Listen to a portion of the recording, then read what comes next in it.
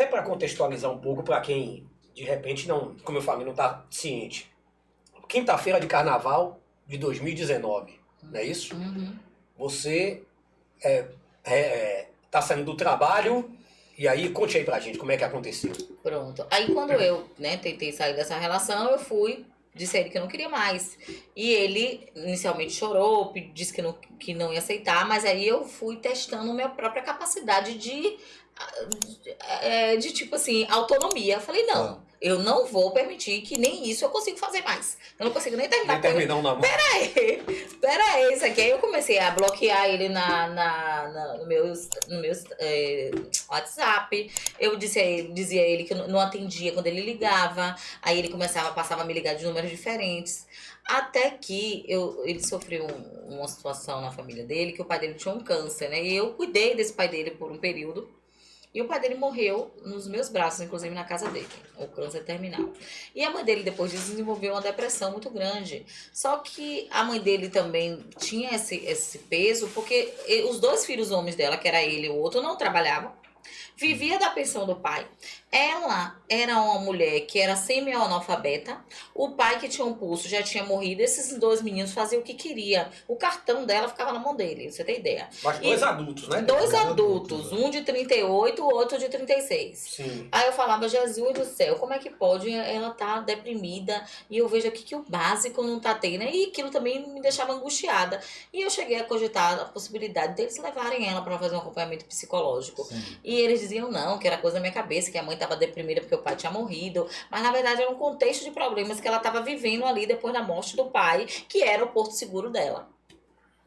E aí, quando eu terminei com ele, que fiquei afastada uma semana, e ele tentou várias investidas, ligava, e eu tentava várias estratégias de não contato, ele usou um telefone de outra pessoa e me pediu o carro emprestado, porque ia levar a mãe no psicólogo. Ele sabia onde me tocava, porque ele me conhecia muito bem. E ele falava, pô, bem, aí eu não, se vire aí, veja como é que você vai levar, você não tem carro, você tem que entender. E eu sempre fui muito rigorosa com o que eu acreditava, né? Não, você não tem carro, você tem que entender que você não tem carro, você tem que se locomover da forma que você pode. E aí ele, não, Bela, você queria tanto que minha mãe fosse fazer esse tratamento psicológico, e você queria muito que eu fosse trabalhar, né?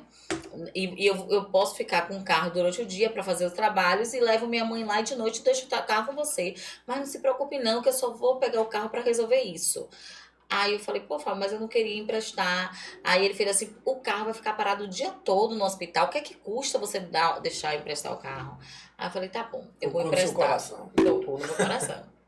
E aí eu emprestei o bendito do carro. Quando ele foi me buscar à noite, ele já foi me buscar com dois homens diferentes dentro do carro. Eu estranhei, porque ele tinha esse perfil muito ciumento. E quando eu dava carona aos colegas de trabalho, ele questionava, como é que botar homem dentro do carro? Eu falava, oxe, o que é que tem? Eles vão pro mesmo lugar que eu, não tem nada demais de dar carona. E assim, eu questionava, quando ele questionava algo comigo, eu batia a minha tese e tentava levar adiante. Eu não cedia muito para o que ele queria, porque senão eu já estava me sentindo muito vulnerável.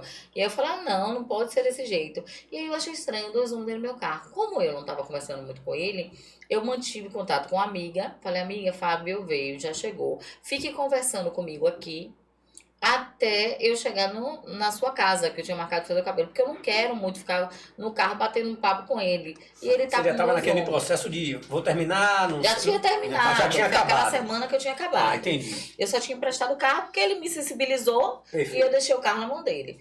E aí, pra não ter que conversar com ele, eu falei à minha amiga que eu ia conversando com ela. Como eu tava no banco do carona, era o de costume, né? As pessoas perguntam, mas e por que você tava no banco do carona? Porque toda vez que ele ia me buscar, ele dirigia até a casa dele. E quando chegava na casa dele, que eu pegava o carro, assumia o volante e seguia pra minha casa.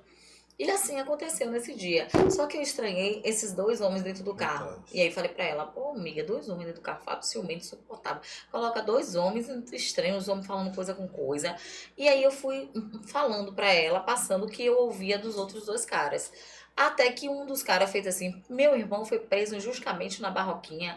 E ele não fez nada, ele só devia pensão alimentícia. E aí eu peguei e falei, não é possível, que tipo de gente botou dentro do meu carro? Meu Deus do céu, vai pegar minhas coisas. Porque essa vida de ter 3 escalas, meu carro era tudo dentro do carro. Aí amiga, uns homens estranhos, Fábio botou aqui, peraí que eu vou gravar um áudio aqui pra você ouvir o que eles estão falando. E aí, quando eu apertei, só que o Fábio, ele tava muito ligado no que eu tava fazendo. Sim. Ele dirigia, mas olhava muito. Aí, quando eu apertei o áudio, ele ligou o som do carro e aumentou. Aquilo me deu um negócio assim, eu falei, ele tá sem noção, né? Ele tá vendo que eu tô no telefone, ele faz um negócio dentro do meu carro, eu fui lá e desliguei o som. Aí ele, você tá falando com quem, Bela? Aí eu falei, eu tô falando com o Shirlene, e você tá vendo que eu tô falando aqui, e você aumenta o som. Aí ele foi e ficou parado. Quando chegou na Bonocô, ele parou o carro. Aí eu, Fábio, por que você parou o carro aqui? Ele, não, tô esperando uma pessoa trazer um dinheiro de um abadá, que era o projeto dele. Eu falei, não é possível.